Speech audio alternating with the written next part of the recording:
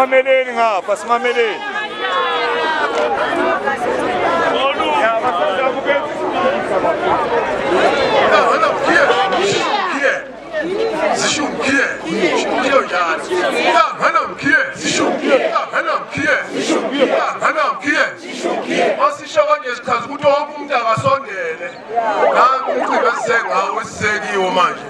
Bafowethu sikhona sonke bakhona abantu ngempela ngendlela ezahlukene baqhamuke emkhakheni yonke sizoyiseka lento siyacela ukukhuluma kube kuhle sibambisaneni bafowethu kukho konke amaphutha esenzekile awenzeke esikhuluma kumele sikhulume kuseni isikhathi bafowethu singaphambani sesifike phambili asiyakho ngoba izitha yakhona ngelinye ilanga esilaleli umoya sosikhomba nje anganoni ku 10,000 kwathiwa moshalele amandla amandla elethizwe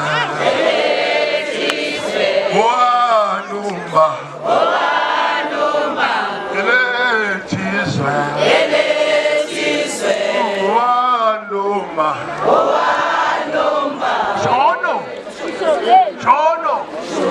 Jono, utulizepi usikiza uhaha, Jono, shohepi utulizepi usikiza uhaha, Jono, shohepi utulizepi usikiza uhaha.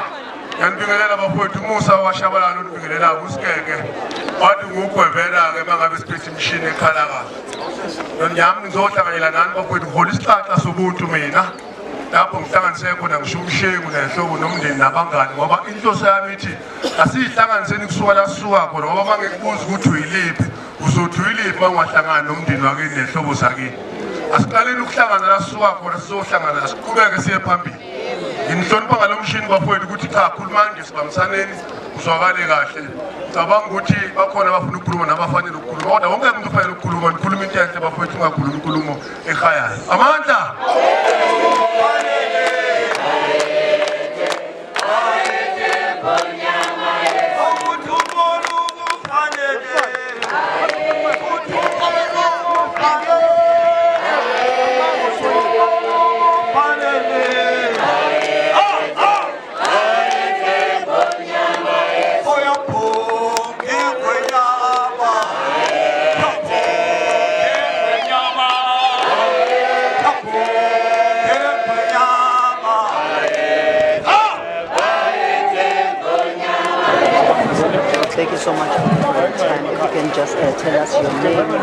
as well as the organization or the community you are representing?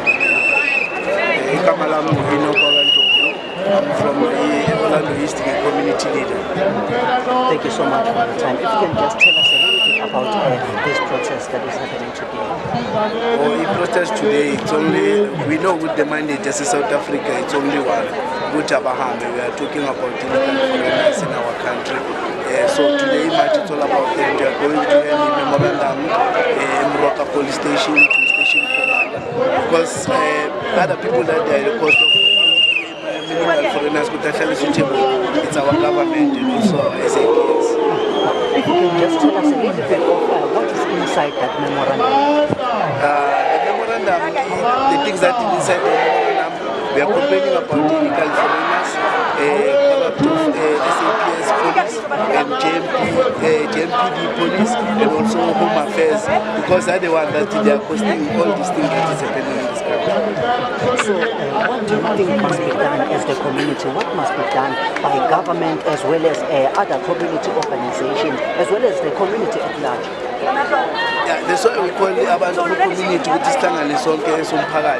to come up with a solution. So the solution is only one. It's not that South Africans are lazy. South Africans are creative. South Africans deserve better. So that's why we express the input from Lapand, because Baba Patala cheap. But now we want to fix our country. We must go and start to fixing our country and fixing our economy. Yes. So how do you respond to people who are saying these protests are promoting xenophobia? How do you respond to that? To respond on that is lie. We are not xenophobic, we are not Afrophobic, or we are not vigilante. We know our government, they always go to dictionary to get words. South African past, they take us for down. So we are aware of that. All the leaders, I can make it an example. Gaten McKenzie, he said Abahambe. Today it's a minister, he's saying something else. So if the person is getting a position, he changed the statement. But in as a South African, we said Abahambe because was especially country. Yonke did it downgrade because of what we see. I'm a building they are hijacked. I'm a South African building. The houses they are hijacked. Good Nigerian owner, 19 houses, the RTP is the government. So as shooting as not government for notices telling. That's why we organize ourselves in South Africans. Lastly, what is your message to the ones that are legal in our country? Because some of them are feeling threatened by these protests. What can you tell them, those who are legal in the country? Those that are illegal in the country, they must be free because they've got their papers. But we are not even sure, because in the things that is happening in the Home Affairs, you can't guarantee. So that's why I say, Abahambe bonke baolungisa babuye kahle bonke sithina bashiye silungisa country bazobuya kahle bonke, because now about 2000 abatholakala ukuthi they were registered illegally, they brought official from the Home Affairs. So sicela ukuthi bonke abahambe bazobuya sebabuya kahle sesilungisa country. Thank you so much.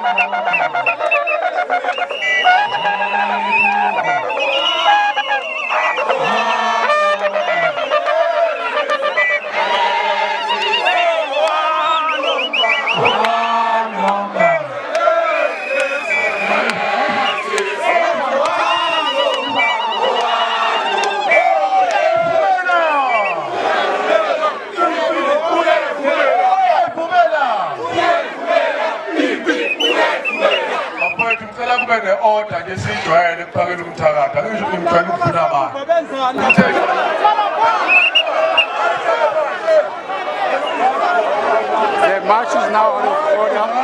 Sesebaphula nezinto, there are those who are breaking manje property. The march is now getting out of hand. The march is now getting out of hand, and the leadership is trying to call order.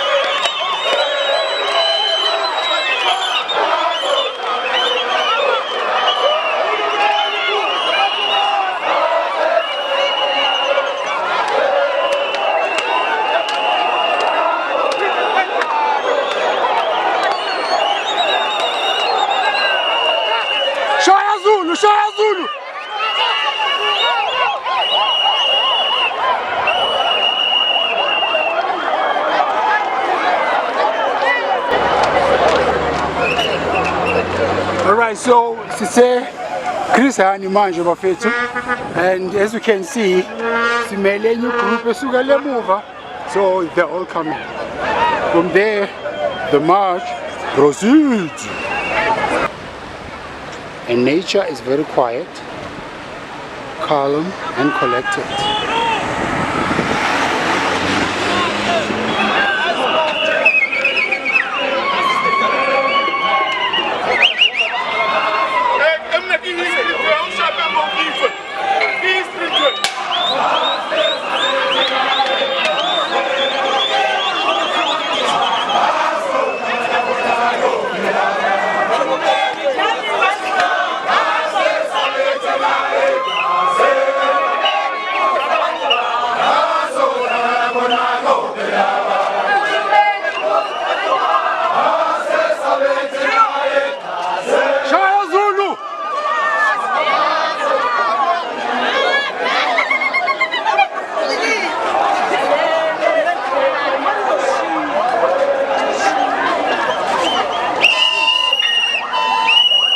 thousands of people,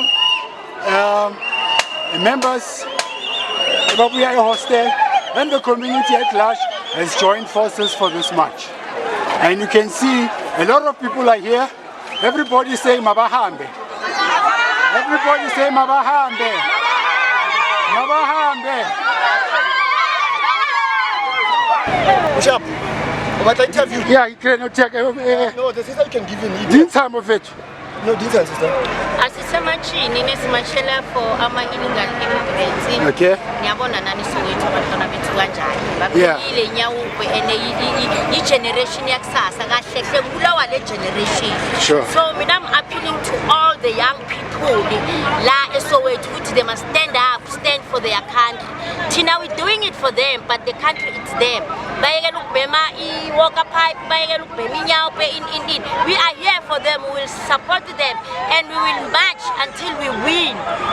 Even tomorrow, we are still on.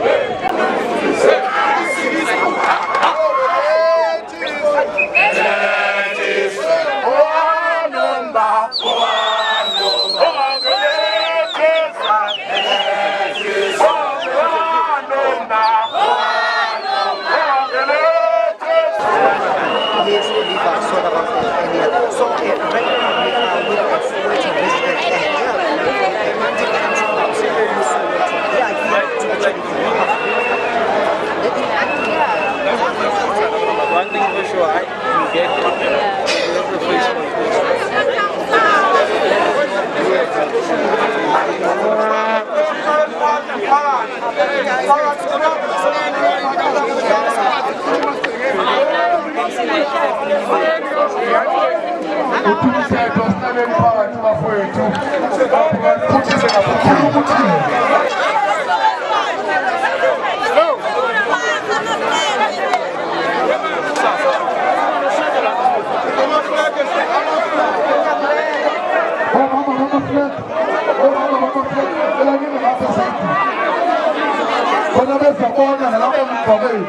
Ifundazweni esifundeni sasemsinga inkosi le engiyakhele ngiphansi kwayo ubaba uMthembu indaba ezithi uMthembu ngisebathenjini mina ngesigodi ngisemashuka angiboneke ngiyaxolisa kakhulu ukubona namhlanje namkhulumuthe kulalizwe lethu phansi namaklasi phansi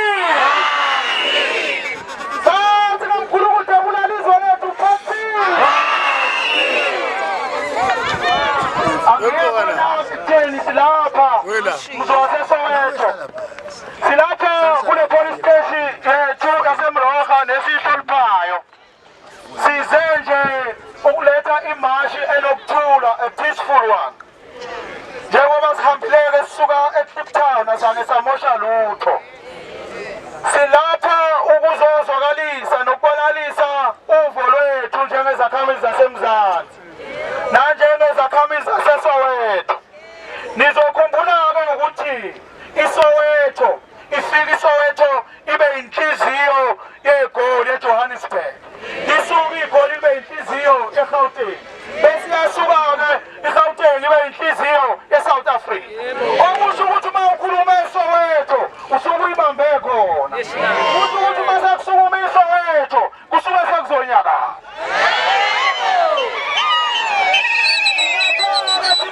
Nduna sizodlulisa umlayezo wokuthi uhulumeni makakake ukusilalela kancane. Uhulumeni lapha sinethe izikhalazo zethu ngaphandle kokuhlukumeza ezinokuthula noxolo. Sizoveza ukuthi cha abantu okunesimo abakulelizwe abangene ngokungemthetho abangenawo amaphepha mabebe bethi ukuthi igudlu babuyele ngasemazweni.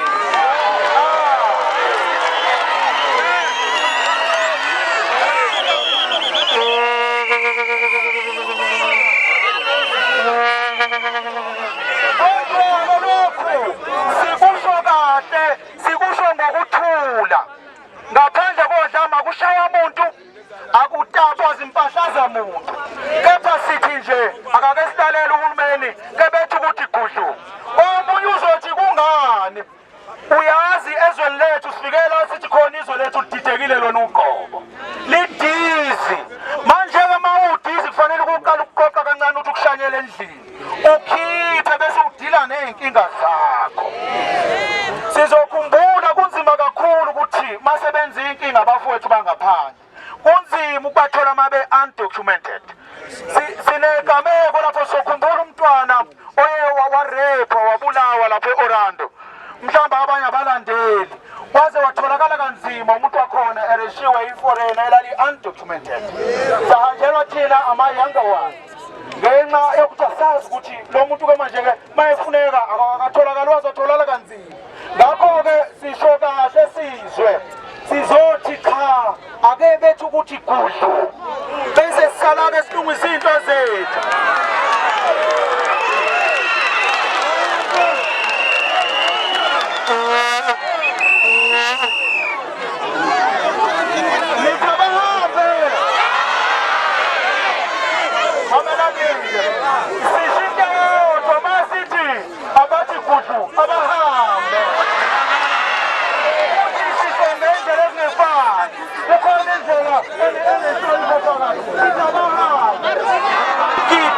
Ezingango 600 kodwa inkinga yakhona lezi gidi zizobhekana based on assumption. Into abayicabangelayo abangazi kusasa kuzokwenzakalani. Kodwa already they have been wasted 600 million. Le 600 million what if ungasenzeki lutho nge-30 ayisenze ukhona ukubuyela emuva. It has been wasted. Ukuna ukuthi le mali isize ukuthi kuma-border gate wethu kungenziwa kanjani ukuqinisa iforce kuqhashwe kuma-border gate kwenziwe ukuthi kuqikelele ukuthi umuntu ongenawo amaphepha akangeni. Sizokhumbula ukuthi sihlaselwa abavukuzi abangekho emthethweni baningi abatholakala be-undocumented. So le mali ngabe isetshenzisiwe ukubheka ukuthi kwenziwa njani kwezemingcele ngayo ukuqhasha kwandiswe. Iyakhala laba abasibhekele amabhoda bathi bancane amandla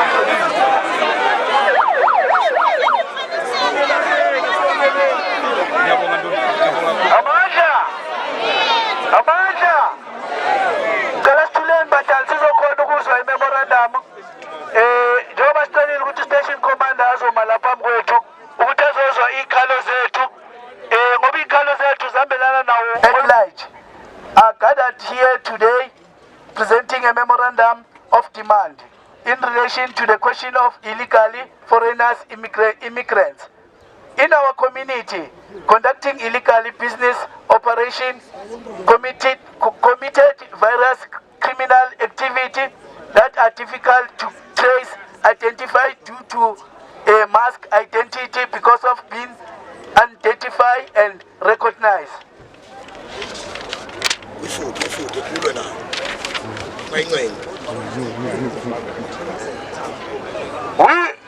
We have therefore noted that the following unbecoming behavior from the SAPS and the JMPD in particular. 1.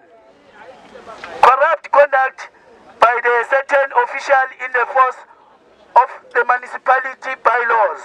Siyazi ukuthi umasipala wethu akayenzi kahle ngamaphoyisa wakhe kwezinye izinto. Ama bylaws uwafuna kuma-South African.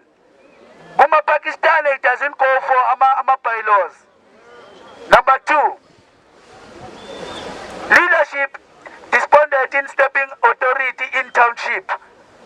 Number 3, illegally foreigners national business operating without due diligence and compliance to the rules and regulation of Republic of South Africa.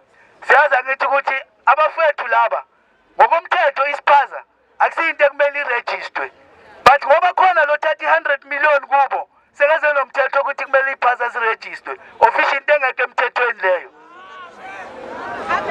Number 4, lack of public engagement with the authority, particularly the SAPS and the JMPD, in addressing community concern.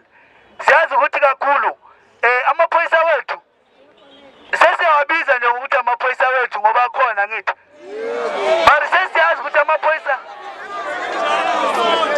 amandla amaphoyisa wethu siyazi ukuthi izinto eziningi hayi wonke amaphoyisa wethu amandla sikumanithi nonke no-general Mkhwanazi wonke. Alright, ngicela simameleni.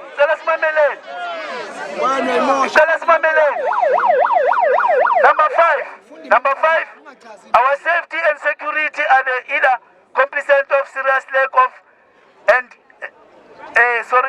our safety and security officials are either complete or serious lack of agency are quick to take legally small-scale businesses operation owned by genius South African citizens. We as the Greater Soweto community believe that enforcement of the Constitution prerogative can easily across cutting challenges in our community, and it is the responsibility of the SAPS and the JMPD enforcing the requirements as demanded and prescribed by the law. The business development space in our community should be protected and so reserved for our people. We should together form a business development forum that should be patronized by the SAPS and JMPD ensuring a compliance. We therefore resolve the demanding following because of the lack of intervention over a period of a year, which has created unnecessary tension with illegally foreigners and national in the Soweto community at large, and the quiet significance of the spirit of the letter delivered by the state president to the nation on the 7th of June.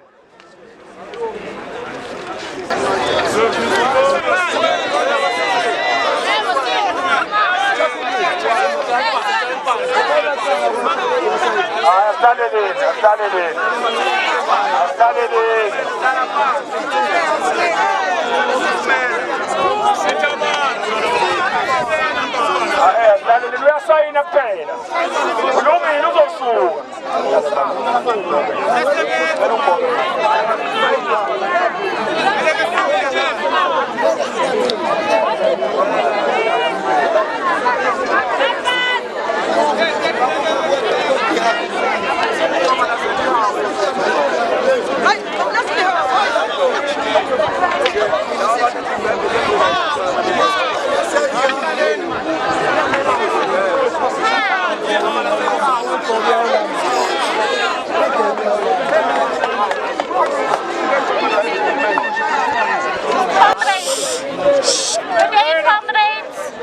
I must first thank you for supporting here peacefully. I'm Lieutenant Colonel Mark Basar. I'm signing the memorandum on behalf of the South African Police Service. Yes, you have a right to protest and it is protected by the Constitution, and our duty is to ensure that that Constitution and the people of our country is protected. So thank you so much for coming to today in groups and peacefully. Once we disperse from here, I expect it to be peacefully as well. I understand your plight. I've signed the memorandum and it will be issued to you. Feedback will be issued in due course. Thank you once again, leaders and comrades.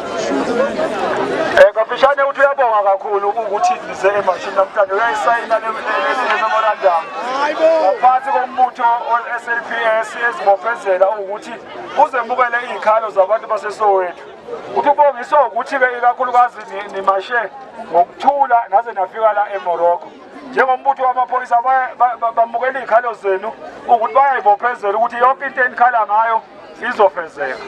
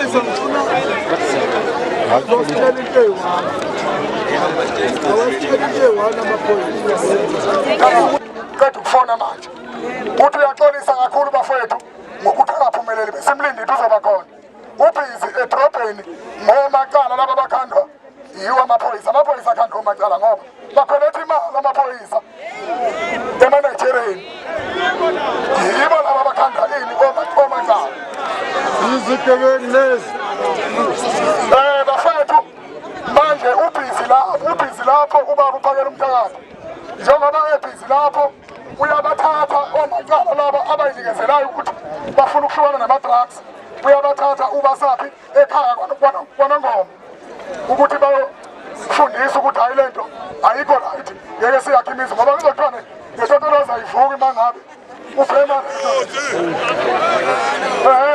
imizi ayakheki bafethu esinye isimemezelo enginaso sihleze sikhuluma sisukuma sonke siwumphakathi waseSoweto. Izikipha zenhlangano asizidingi emashini kababuphakela umthakathi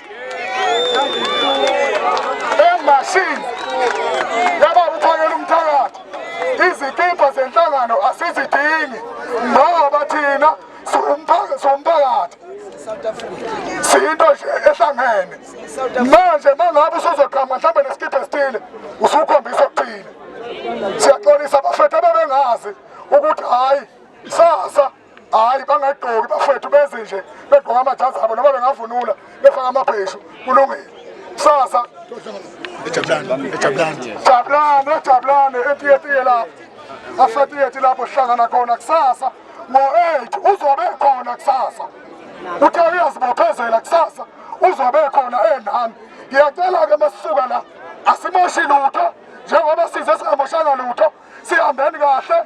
Ababuyela ngapha eMrafu bazokhuphuka beshona eMrafu, ababuyela ngapha ezansi siyohlukana nenesifili sesibhekethe uhlufu bafethu. Sihambeni kahle endleleni singayiphoxi sizwe ezinye indaba ezingezinhle kuthiwa abantu sebeboshiwe. Akufuneki lokho bafethu, ngicela iphathe kahle ayisonde inkabi.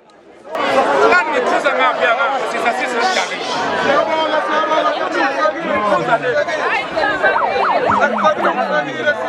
Siyabonga.